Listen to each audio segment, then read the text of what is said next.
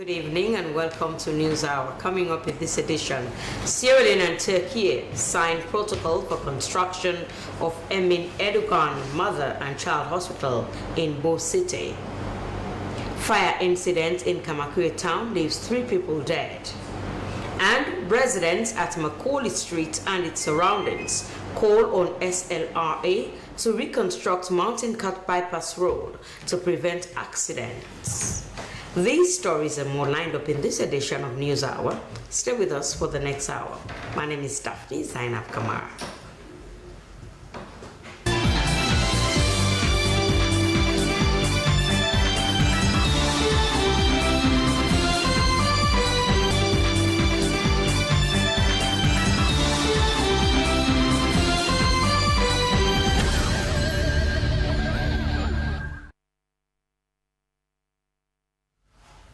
First on News Hour tonight, residents of Dwaza community in Freetown are raising the alarm over what they describe as worsening sanitation and drainage problems. They warn that piles of waste blocking gutters are now putting homes, roads and lives at risk as the rainy season intensifies. Esther Susanit Bassi visited the community and compiled this report. In Dwaza community, piles of debris and waste remain unattended to, following a heavy downpour about a week ago. Residents say a construction at a nearby church at Dongpol is worsening the situation as water overflows the main drainage due to the debris blocking it. Community people also warn that the situation could escalate if no urgent action is taken. Samuel Kamara, a bike rider, says that the situation now poses a serious danger to road users. I have been riding bike in this community for some time now, and everywhere is overcrowded. Whenever it rains, all the wastes end up on the streets, making movements very difficult for us. The road is very tight. Accidents happen here frequently because of the debts and blocked drainages system in this community. We, the youth volunteers, recently tried to clear parts of the debts to help us clear the drains completely. One let them come with the motka then. Like all these parks, so you send over volunteers to pull out the gutter. Now the road are tight. Let them take her. Other residents, Amara Sise and Kadi Bindi, say waste blockage is making it difficult for water to pass freely through the drainages. The dirty, it don't there a while from the dry season. So we have been experiencing this problem since the dry season. We believe the church construction nearby has contributed to the dirt and debris falling into the gutter and blocking the drainage system.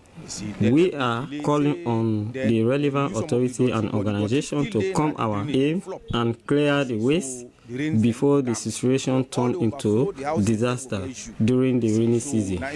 They plead to the government and Soriat organization there for let them come to aid and see and clear that dirty.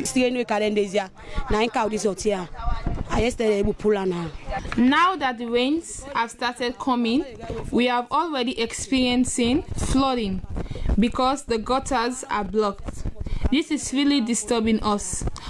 Unless the youths who come together to clean the waste, we are yet to hear from the councillor who assured us of contracting Freetown City Council to intervene.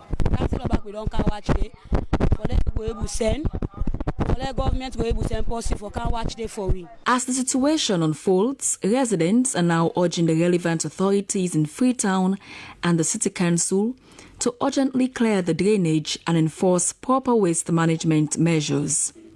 They warn that without immediate intervention, the community stands to face severe flash floods. For SLBC News, Esther Susanit Bassi reporting.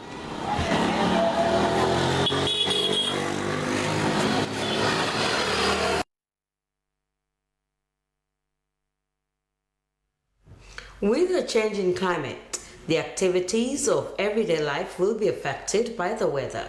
The Sierra Leone Meteorological Agency is proactively realizing seasonal forecasts and outlooks that give a better idea of how much rain to expect in particular. Again this year, the forecast has indicators that are relevant for travelers, farmers, and builders. Harold Williams has more details. On a model based on 30-year averages in sea surface temperature and humidity data, SL Met has reported an ongoing dry spell and lower than average rainfall at the onset of the rain season.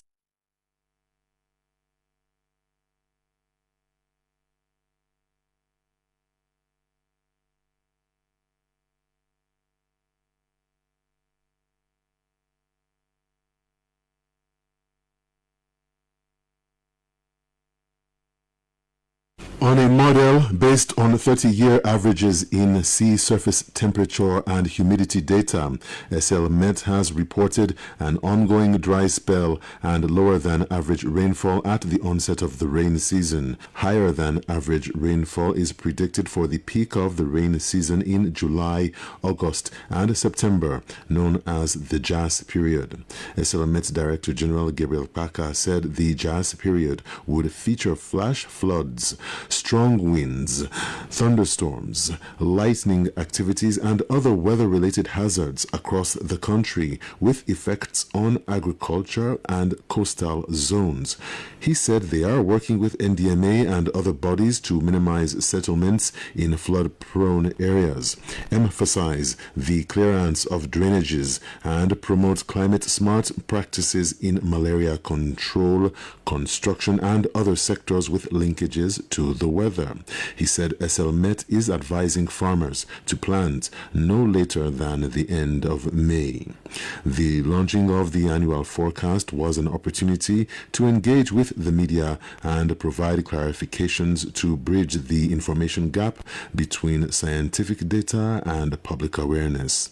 This session, according to SL Met, is also geared towards strengthening climate and weather communicators and equipping the media and partners with the necessary information for effective transmission and distribution of highly scientific climate information to the public and other end users.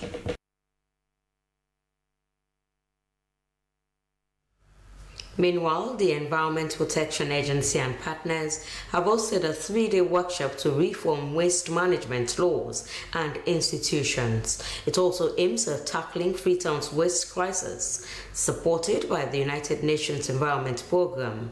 The event underscores urgent efforts to overhaul Sierra Leone's trained systems as rapid urbanization overwhelms collection in cities like Freetown.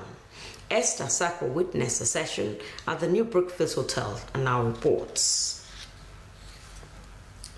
Waste management remains one of the most pressing environmental and public health challenges. Rapid urbanization, population growth, changing consumption patterns, and limited infrastructure have placed increasing pressure on waste management systems, particularly urban centers such as Freetown and other rapidly growing municipalities. Despite the efforts made by central government, local councils, development partners, and communities, it appears that the sector continues to face significant institutional, operational, and electricity constraints. In that vein, various players in the sector gathered at the New Brookfield Hotel in Freetown for a 3-day consultative session on the recommendations for legislative and institutional reforms in the waste management sector. A representative from the Environment Protection Agency, Mubashir Idris, said only a third of over 300,000 tons of annual waste is collected, which much generated in hard-to-reach hillside or coastal areas. He said unmanaged waste blocks drains, fuels flooding during rainy season, pollutes air and water, breeds malaria-carrying mosquitoes, and emits greenhouse gases from organic decomposition. If we can organize waste management systems in such a way, it can provide employment, it can generate income through reuse, recycling, recovery. And energy production, there are places where they are looking at how to use waste to generate electricity. Deputy Minister of Environment and Climate Change, Mima Soba Stevens, highlighted waste management's role as a top environmental and public health challenge. She said reforms must be inclusive, recognizing informal workers, many women and youth who handle collection, sorting and recycling without safety net or recognition. Our objective is to establish a modern, coordinated and sustainable waste governance system that clearly defines institutional responsibilities, strengthens compliance and enforcement, promotes circular economy principles, encourages private sector participation, and safeguards the rights and livelihoods of vulnerable groups engaged in this sector.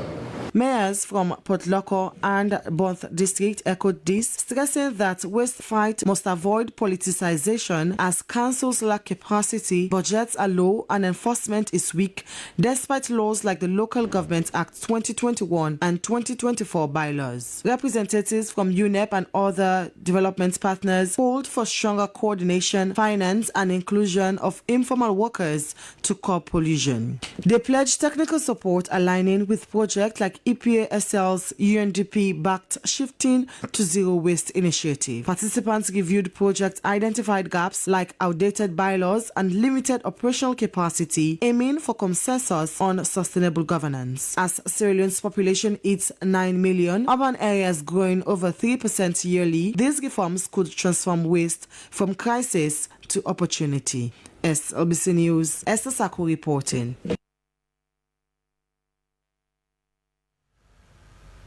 His Royal Majesty Ogiame Atuwatse III, the Ulu of Warri Kingdom in Delta State, Nigeria, has safely arrived in Sierra Leone to participate in the prestigious Leadership Colloquium 2.0 and African Young Leaders Convergence, hosted under the auspices of President Julius Maada Bio.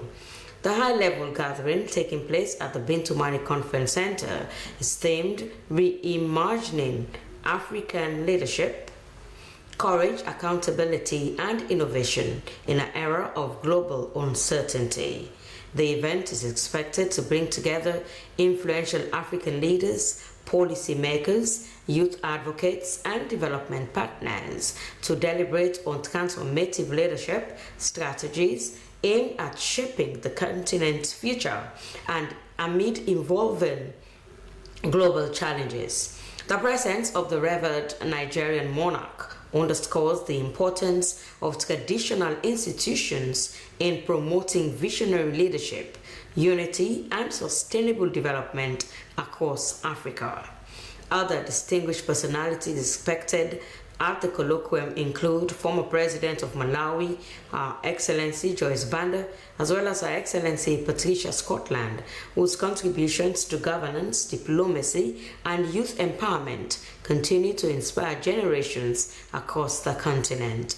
The colloquium and convergence are anticipated to serve as a vital platform for fostering dialogue, innovation, and collaborative solutions toward a more resilient and prosperous Africa.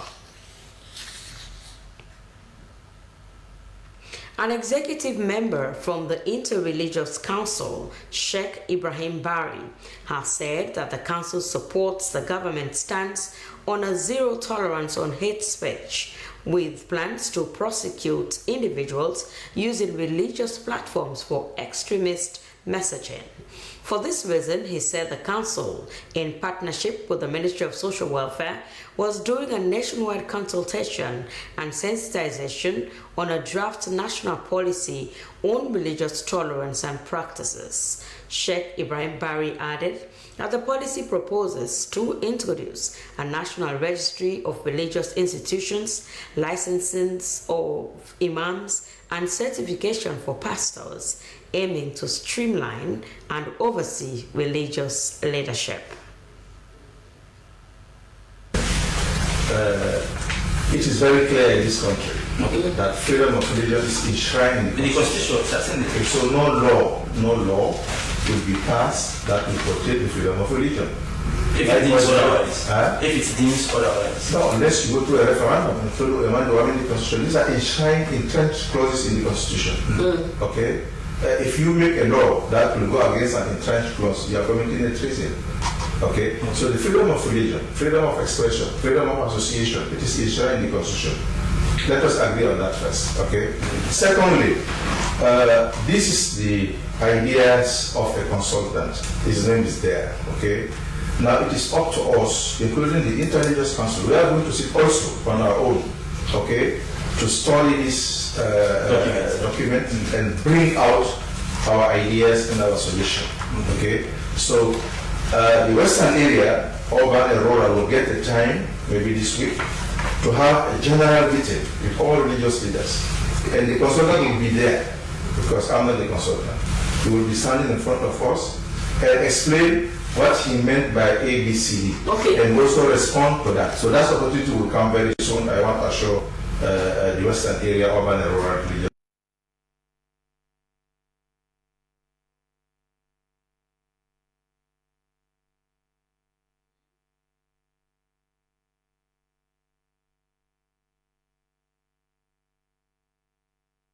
Well, that was Sheikh Ibrahim Bari, a member of the Interreligious Council. Meanwhile, the General Secretary, Pentecostal Fellowship of Sierra Leone, Pastor Favor Numa, who was critical of the proposed policy on grounds that it places the sacred under state control, also criticized the Interreligious Council and the Ministry for improper consultations regarding the document, which has drawn much public attention already. The policy itself, coming from the Minister of Social Welfare, is one that will not frown at. Some of us have looked at it and we see some good things in it, but there are critical areas that we are concerned about, which we are calling for more dialogue, more deliberations before it becomes like a public document or maybe taken to Parliament. It's still a proposed policy, draft policy, so we are still discussing on it. But like I said, we have issues with it. You should have sound the opinions of these religious leaders, heads of institutions, to get their opinions, to see what you may want to put together as a policy, if it is something that is that sounds the general view of church leaders. Because like I said, what we see in this document now, many areas of it serves as a means of controlling people who are supposed to be moral guardians, who are supposed to be one that gives advice, one that prays for the state, prays for government, according to what we have in the scripture. So we see that most of the things that are here are not clear. And if it is not clear and it becomes law, it is a recipe for confusion. They are saying peace. They are saying this, we recommend the Social Welfare Ministry, but we are saying the sanity they want. This document has a tendency to create confusion.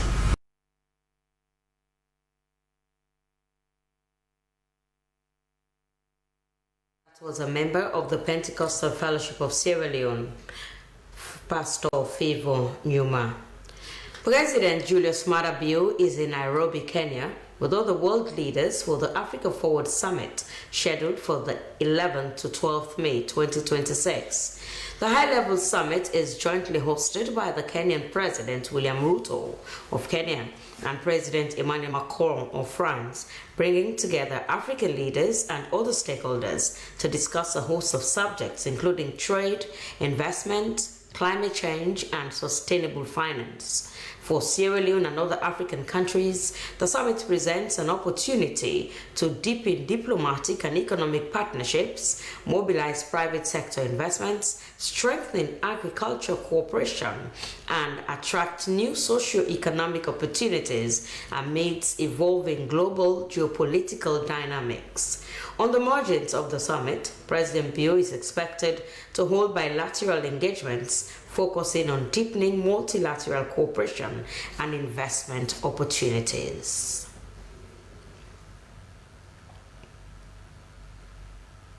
Earlier, President Julius Maada Bio turned this out for the construction of the new Sierra Leone People's Party SLPP regional office in Kenema district.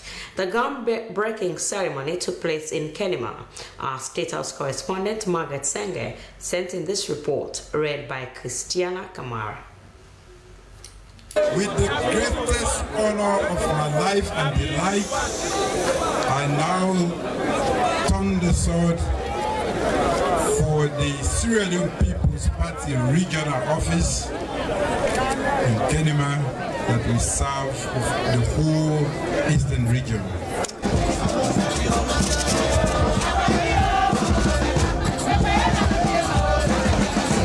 The milestone ceremony marks a major step in strengthening party structures at the regional level. We are not only happy, but we are impressed. And it has been a long-awaiting project for which, for long, we have been waiting to see. We are aggrieved to have seen other districts having party offices, and this happened to be the regional head office of Kenema. We've never gained any. For us to get it now, for us, it's remarkable, it's admirable, and for us, we can appreciate it so much from HE, the President. This one is historical.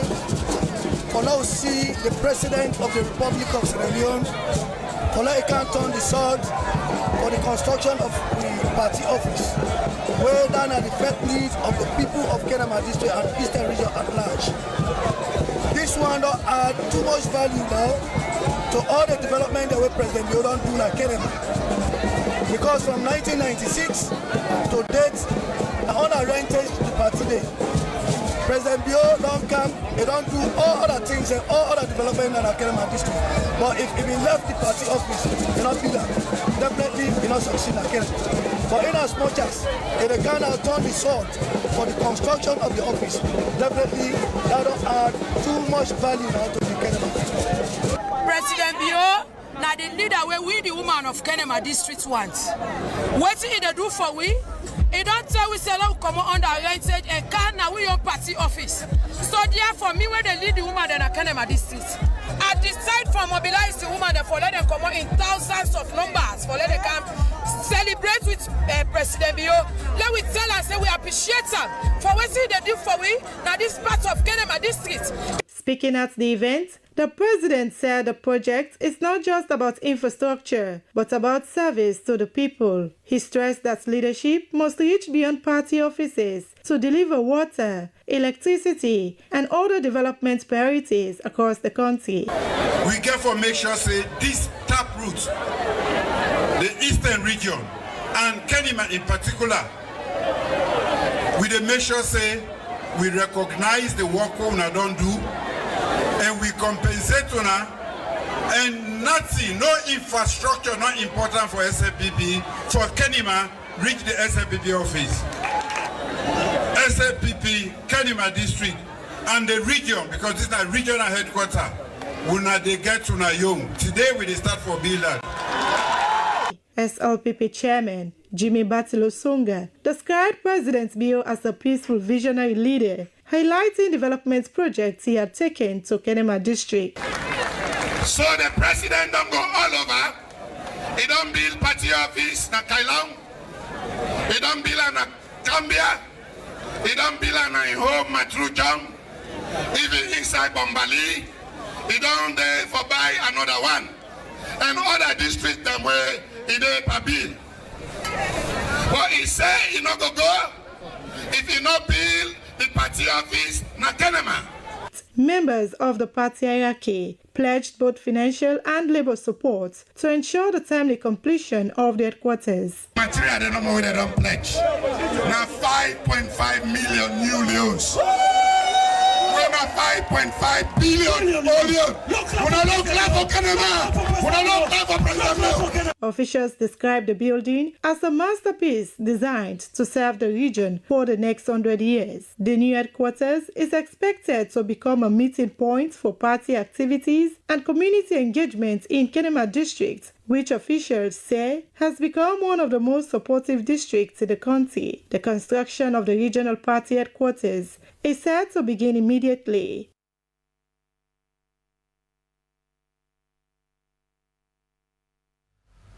A congratulatory ceremony has been held in Freetown in honor of Honorable Rosemary Bangura following her election as the first female Sierra Leone lawmaker as vice chairperson of the West African Caucus of the Pan-African Parliament. The event brought together parliamentarians, women's groups, students, representatives, family members, and supporters to celebrate her achievement. Our reporter, Christiana Kamara, has more. Her election as the first female Sierra Leonean lawmaker to be elected as vice chairperson for the West African Caucus of the Pan-African Parliament came as a win for women's leadership in Sierra Leone and the sub-region. Honorable Rosemary Bangura, who is representing Tonkolili District, will run the office for the next 3 years. A member of Parliament representing Potloko District, Honorable Memunatu Jallo, commended her colleagues' resilience and commitment to public service. She encouraged young women to remain focused and actively pursue leadership opportunities. The husband of Honorable Rosemary Bangura, Michael Bangura, described her as a determined and hardworking leader whose political journey has been shaped by dedication to national service and strong public support. Her daughter, Stella Bangura, also paid tribute to her mother's resilience and leadership, describing her achievements as a source of pride and inspiration to young women across Sierra Leone. This is very monumental because we are at a time where we're talking about women empowerment, women development, we're talking about women taking up spaces. It's a reminder that no matter where we are or whatever space that we find ourselves in, we must be diligent in what we do.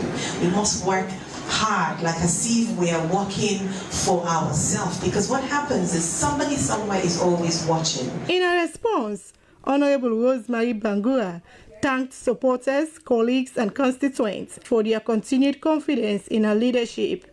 She described her election unopposed as a reflection of the trust and confidence reposed in Sierra Leone's representation within the Pan-African Parliament. She also expressed appreciation to President Julius Maada Bio for creating opportunities for women to showcase their leadership potential and contribute meaningfully to governance and national development. It is an honor and privilege for us to occupy that admirable seat in the Pan-African Parliament.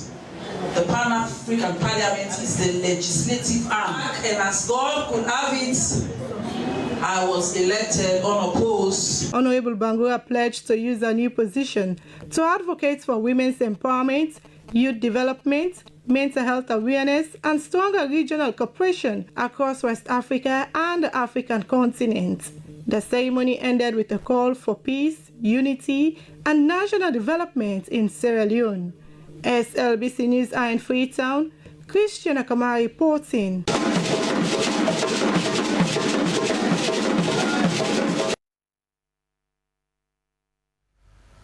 The Minister of Health has said that the ministry will continue to create the enabling environment for hospital management systems to thrive. Dr. Austin Demby was speaking at the closing session of a two-day hospital annual performance review meeting by the Directorate of Hospital and Ambulance Services. Dennis Fraser reports.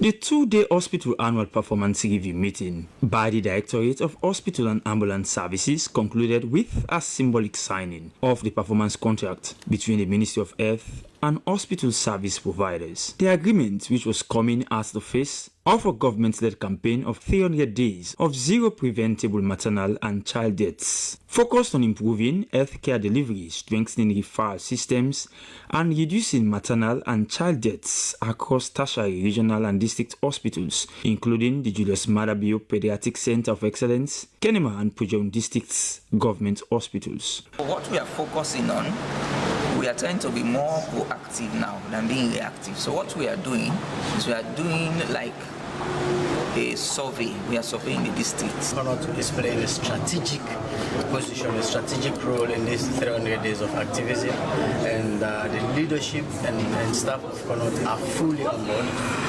Our staff are ready to support the process. We are aligned with the President's vision of ensuring we get zero preventable maternal deaths. And that is what we intend to achieve. We are working very hard to reach that goal.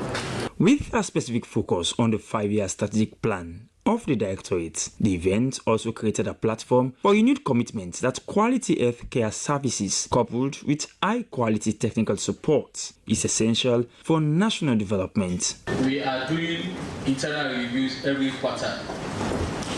So every 3 months, there is a tracker that speaks to what the key thematic areas are saying. It's not all, we have 10, but we are focusing on at least 5 of those thematic areas. According to the Minister of Health, Dr. Austin Demby, although some phenomenal improvements are taking place, efforts were now dedicated to preserve the progress. He underscored that a more ideal health service architecture requires a robust health financing system, especially at a time the US and influential European nations are implementing significant funding cuts to developing nations, especially in Africa. He said the move was timely to even guide the nation out of a situation of health insolvency. With the cut in resources, we're saying 2 things.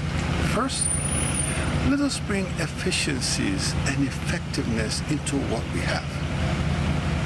Irrespective of anywhere else that's coming in, what we have, let us manage it properly. Let us ensure that the staff that we have are well-trained, are well-equipped, have empathy, have caring for the patients they serve. The 2025 performance review meeting concluded with a deeper commitment on improving healthcare service delivery and best of care to patients, preventable maternal and child death mortality rates to 0, while looking forward into 2026 with clear priorities of moving from strategy to impact.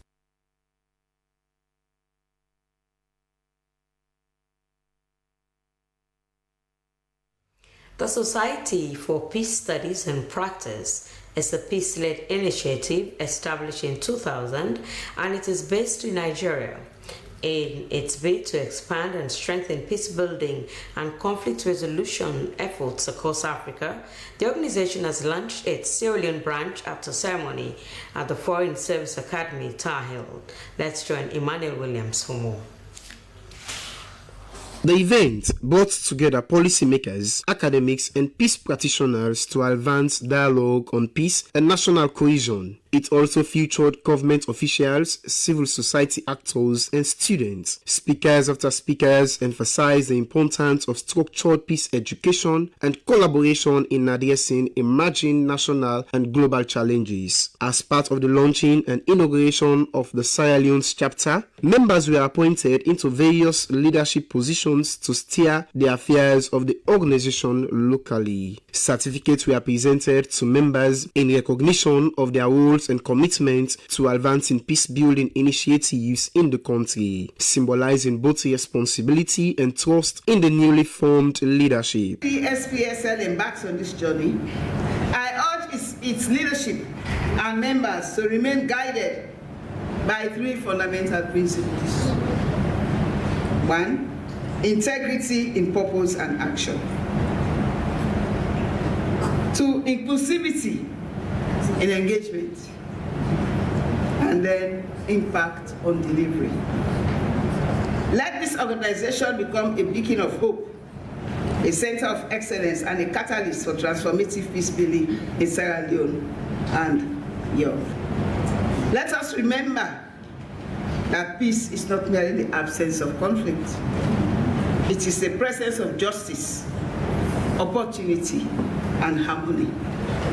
Today, as we inaugurate the SPSL, the Sierra Leone chapter, we are not just launching an organization, we are strengthening a movement. Participants described the launch as timely, noting that empowering professionals and young people with peace-building skills is essential for national development. The launch of the Society for Peace Studies and Practice in Sierra Leone is expected to serve as a platform for dialogue, research, and innovation in peace building, contributing to long-term stability and development in the country. Peace building remains a critical pillar for sustainable development in Sierra Leone, especially with the country's history of conflict and strong commitment to maintaining stability. The Society for Peace Studies and Practice, widely known as SPSP, is a professional body established in 2000 that brings together scholars and practitioners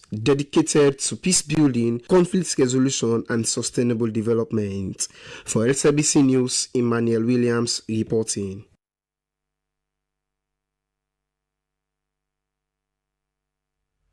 And now to one of our headline stories. 3 people, including 2 adults and a child, have been confirmed dead following an inferno that gutted a residential building in Kamakwe Town, Karine District, northwest region of Sierra Leone over the weekend. Eyewitnesses claimed a gallon of petrol was ignited by a fire coal, which burnt down the house. Yusuf Mose Suma has more on the story. It was a sad moment for residents in the township of Kamakwe when the news broke.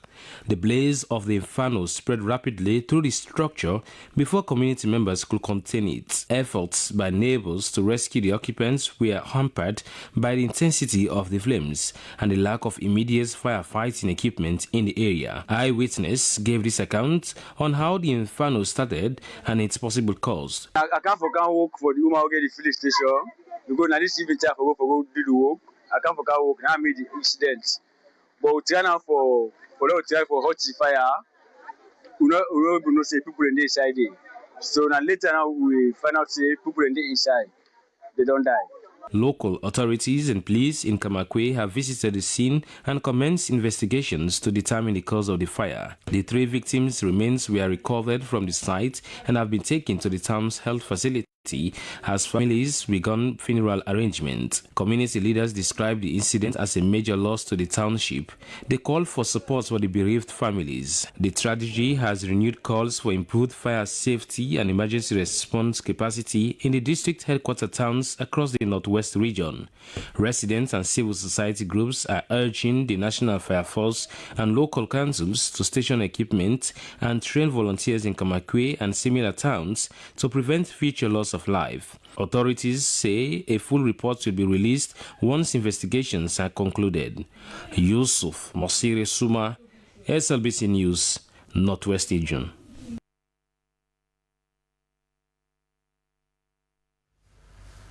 In case you've just joined us, you're watching News Hour, coming to you live on SABC Television in Freetown. We now go for our segment and we start with the international news update.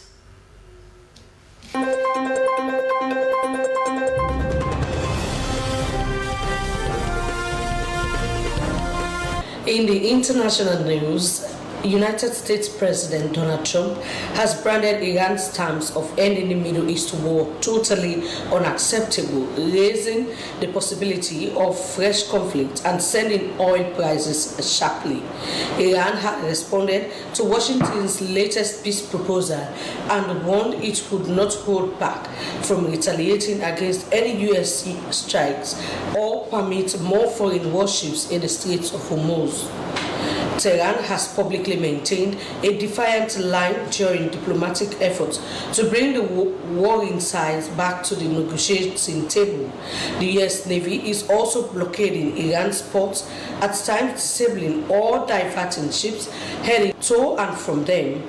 Britain and France are sending vessels to the region and are leading efforts to create an international coalition to secure the strait after a peace deal is reached. French President Emmanuel Macron has used a two-day economic summit in Nairobi, Kenya, to defend Europe's engagement in Africa, drawing a sharp contrast with China's approach and urging African leaders to take greater responsibility for governance challenges. Macron said Europe's goal is to promote a strategy of autonomy for both continents, with a major overhaul of international finance at the center of Africa's economic transformation. He called for new global financial guarantees to unlock private investment, a long-standing demand for African governments. Dozens of Nigerian fishermen are feared dead after Chad's military launched airstrikes on Boko Haram militants in the Lake Chad region. Association of Nigerians said several of the union's members were missing and estimated more than 40 had died. No bodies have yet been recovered, but fishermen were hit by the strikes, while others drowned after attempting to flee in overloading boats. Authorities in Chad and Nigeria have not commented, but Chad's presidency said it had carried out retaliatory intensive airstrikes on Boko Haram strongholds. Recently, the region has seen a rise in attacks on security forces, as well as kidnappings and raids on communities. Nigeria's authorities have not publicly commented on allegations that fishermen have been caught up in the recent strikes. And finally, in the international news, one person was killed and another injured after Somali security forces opened fire to disperse an opposition-led protest in the capital, Mogadishu. The demonstration was planned at around 10 locations around the across the capital to denounce recent government order evictions that have displaced thousands. Former Prime Minister Hassan Ali called the incident a brutal attack on peaceful demonstrators, saying one person was killed and another wounded. The government rejected the accusations, instead claiming the opposition attempted to incite unrest. The violence comes at a sensitive moment just days before President Hassan Mahmoud's term expires. But that's it in the international news. My name is Francis Barnard. Keep watching DSLBC.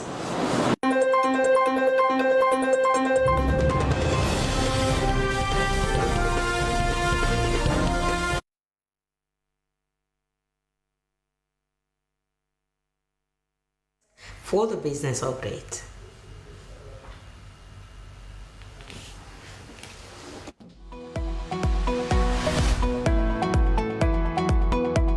It's a pleasant welcome to the Business Updates, the segment that brings you the latest in business and its contributions on the economy. I'm your presenter, Alwyn Roy Fox. Coming up in today's edition, traders at Dovecourt Market have raised serious concerns over shortage of mangoes this season. And now, as it is mango season, usually traders and consumers of these juicy fruits expect large quantity even in the capital, Freetown. However, what traders at Dovecourt Market complain is shortage and hike in price.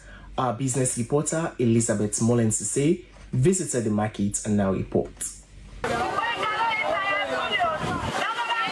This is Dovecourt Market in the east of capital Freetown. Here, produces like fruit, vegetables from the province are sold in wholesale and in retail prices. And one common fruit that is expected to be overflowing in the market is mango. Traders say this year's season is a different story as they face challenges in getting mangoes. One of the traders, Fatmata Sise, says prices are increasing significantly. In the previous years, we used to have supplies for 300 leones, 250 leones, but now we get supplies for 700 leones and 600 leones. The least we afford 84 is 500 leones. It is very stressful as we make 30 leones or 50 leones profit per basket. 30, 40, 50. Another trader, Aisatu Bangura, attributes the shortage of mangoes to several factors not limited to poor harvest yields and high demand from factories.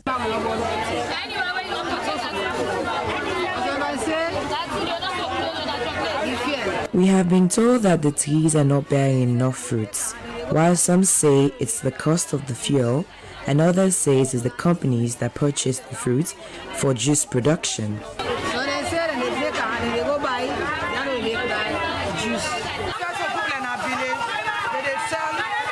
When I went to my village, I was told that they have sold so many lands to the beverage and other companies. This is the reason why my mangoes are expensive.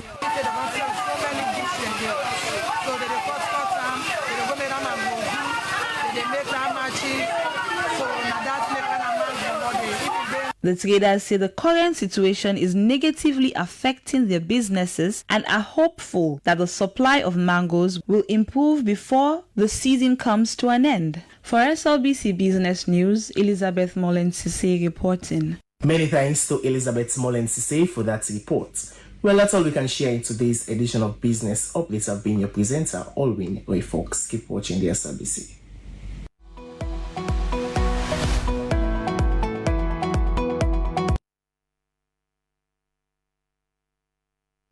From the entertainment desk, we move over to, from the business desk, I beg your pardon, we move over to the entertainment update.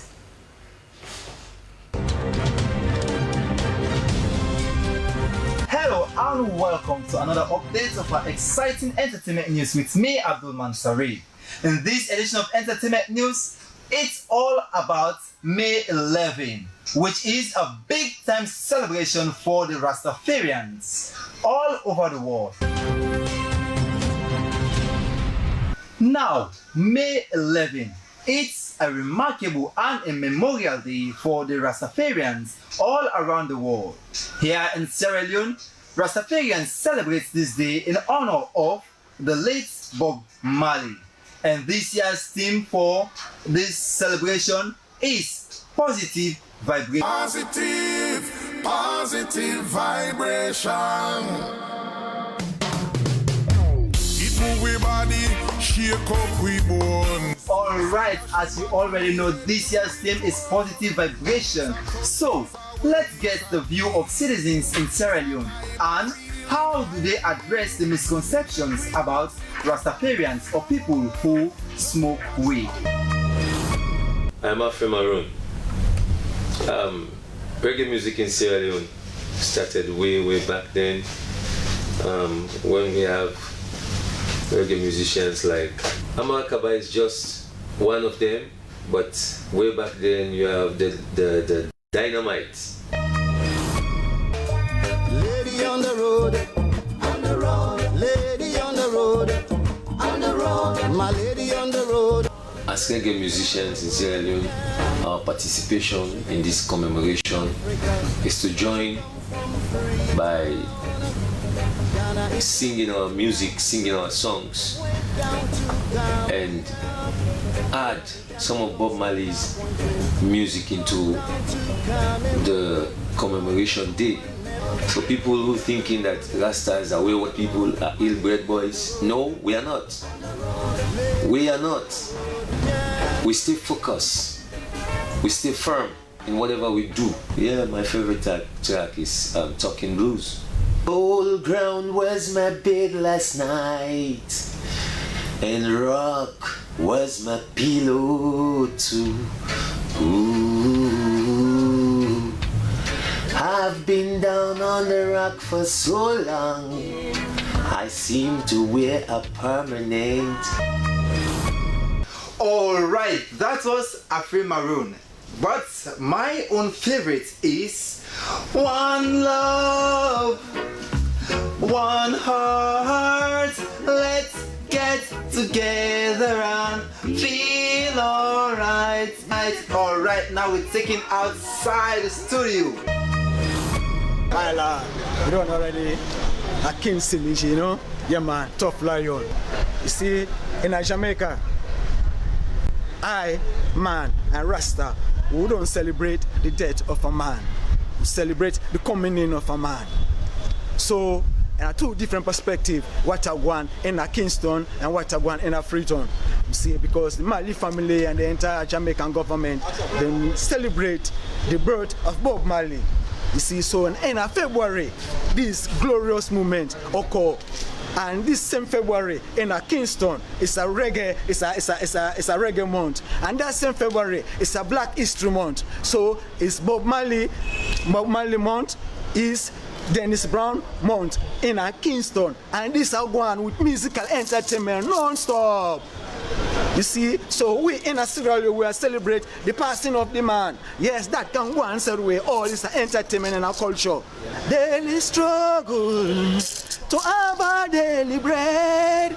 Act as politicians, workers of iniquity, and treat them victims with no pity. Lemma, so me confidence, him I go come again to save the poor from the hands of these notorious and benzulas. From the studio, now at Culture Radio.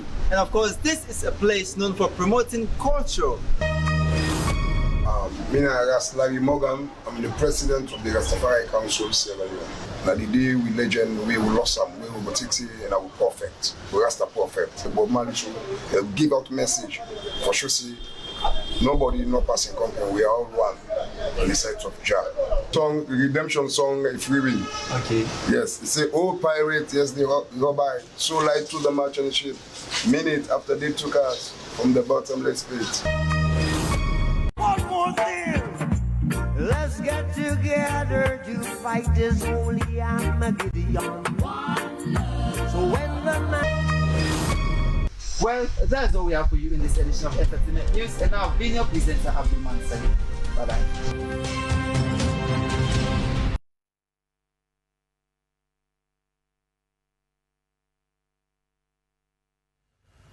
And now to our final segment, the sports update.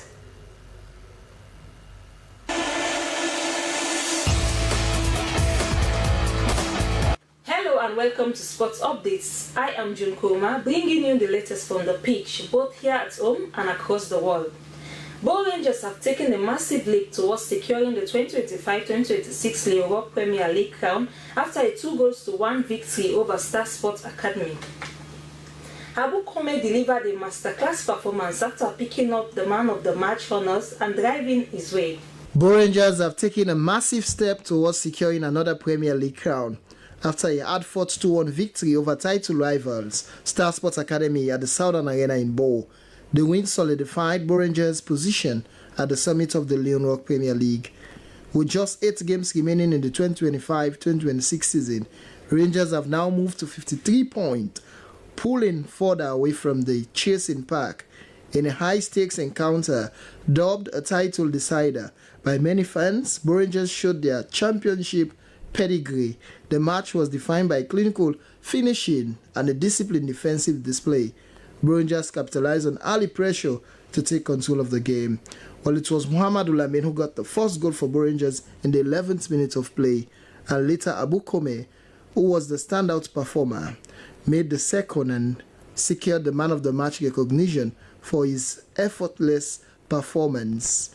Star Sports Academy fought back despite a lead surge, and a goal was secured in the process. So the host held firm to secure all 3 points, which ended 2-1. This result leaves Star Sports Academy with a mountain to climb if they hope to upset the leaders. While the academy remains in the top 3, Bow Rangers now have the numerical advantage and the monument and the momentum as the league enters its final stretch. For Bow Rangers, the focus remains clear: consistency with 24 points still left to play for. The South and fans are already dreaming of another championship in Bow. Shifting our focus to the international stage, it was an absolute emotional roller coaster at the London Stadium. Arsenal's quest for league titles after a high-stakes battle against West Ham United. The Gunners managed to secure their points, keeping their historic title charge firmly on track after a 1-0 win over West Ham. And I have been your presenter, June Koma. Thanks for watching and stay tuned.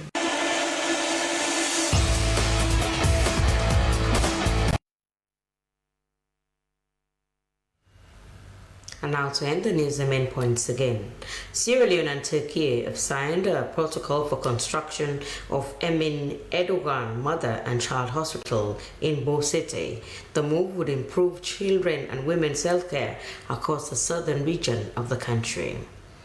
3 people, including 2 adults and a child, have been confirmed dead following an inferno that gutted a residential building in Kamakwe town, Karine district, northwest region of the country, over the weekend. Eyewitnesses claim a gallon of petrol was ignited by a vehicle which burnt down the house. And some residents at Macaulay Street and its surroundings have called on road authorities to reconstruct the road linking Mountain Cut and the Hillside Bypass Road. They claim since the route was constructed, nearly 400 road accidents have been reported.